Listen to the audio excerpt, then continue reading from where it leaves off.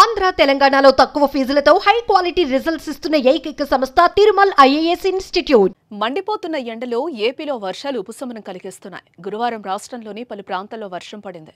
కృష్ణా జిల్లాలో అత్యధికంగా 6.8 సెంటీమీటర్ల వర్షపాతం నమోదైంది. ప్రకాశం జిల్లా 6.5 సెంటీమీటర్లు, అన్నమయ్య జిల్లా 5.7 సెంటీమీటర్లు, నంద్యాల జిల్లాలో 4.3 సెంటీమీటర్లు, ఎన్టీఆర్ జిల్లాలో అత్యల్పంగా 3.9 సెంటీమీటర్ల వర్షపాతం నమోదైంది. అటు అన్నమయ్య జిల్లాలో వర్షం బీభత్సం సృష్టించింది. పలుచోట్ల ఇళ్లు కూలిపోయాయి. భారీగా పంట నష్టం వాటిల్లింది.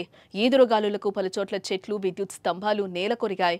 అంతనరాజుపేటలో 2 ఇళ్లు కూలిపోయాయి. అలాగే పుట్టపర్తి నియోజకవర్గం వ్యాప్తంగా ఈదురుగాలులతో కూడిన భారీ వర్షం పడింది. భారీగా కురిసిన వర్షానికి నియోజకవర్గంలో పలు పంటలు దెబ్బతిన్నాయి. నల్లమాడ మండలంలో 5 ఎకరాల్లో మొక్కజొన్న పంట నేలకొరిగింది.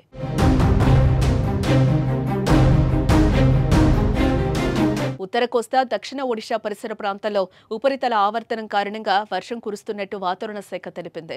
మరో 2 రోజులు వర్షాలు పడతాయని అంచనా వేసింది. ఏప్రిల్ 4, 5 తేదీలో రాష్ట్రంలోని పలు ప్రాంతాల్లో తేలికపాటి నుంచి ఓ మోస్తరు వర్షాలు కురిసే అవకాశం ఉందని తెలిపింది. కొన్ని చోట్ల పిడుగులు పడే అవకాశం ఉందని హెచ్చరించింది. గంటకు 40 నుంచి 50 కిలోమీటర్ల వేగంతో ఈదురుగాలులు కూడా వీస్తాయని తెలిపింది. అదే సమయంలో రాష్ట్రంలోని కొన్ని ప్రాంతాల్లో సాధారణ వాతావరణం ఉంటుందని పేర్కొంది.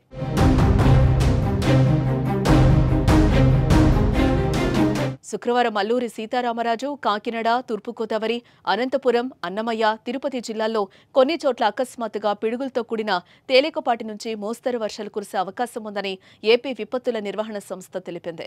శనివారం అల్లూరి సీతారామరాజు, అనకాపల్లి, కాకినాడ, కోనసీమ, తూర్పుగోదావరి జిల్లాల్లో పిడుగులతో కూడిన మోస్తరు నుంచి భారీ వర్షాలు, మిగిలిన జిల్లాల్లో అక్కడక్కడ పిడుగులతో కూడిన తేలికపాటి వర్షాలు కురిసే అవకాశం ఉందని విపత్తుల నిర్వహణ సంస్థ అంచనా వేసింది.